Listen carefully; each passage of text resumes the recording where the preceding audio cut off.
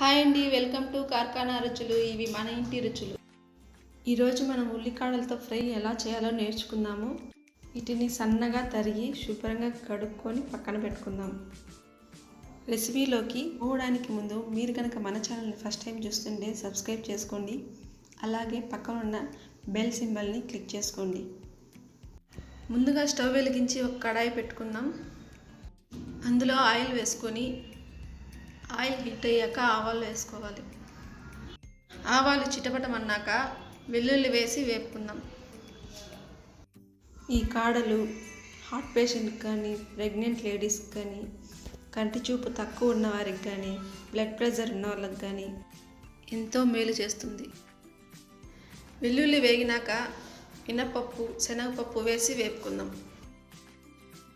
ఇవి బాగా వేగాయి. ఇప్పుడు ఉల్లికాడలు, కరివేపాకు వేసి వేపుకుందాం.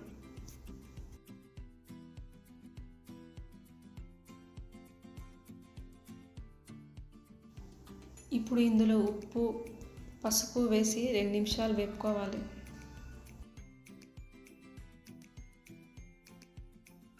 ఇప్పుడు దీనికి మూత పెట్టి 10 నిమిషాలు మగ్గనించుకుంటున్నాను. 10 నిమిషాల తర్వాత మూత తీసి ఉడికిందో లేదో చెక్ చేసుకోవాలి.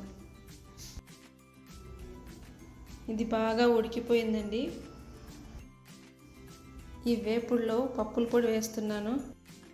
ఈ పొడిని నేను పప్పులు, ఎండు కొబ్బరి, ఎండుమిర్చి, వెల్లుల్లి మిక్సీలో వేసి పొడి చేసుకున్నానండి.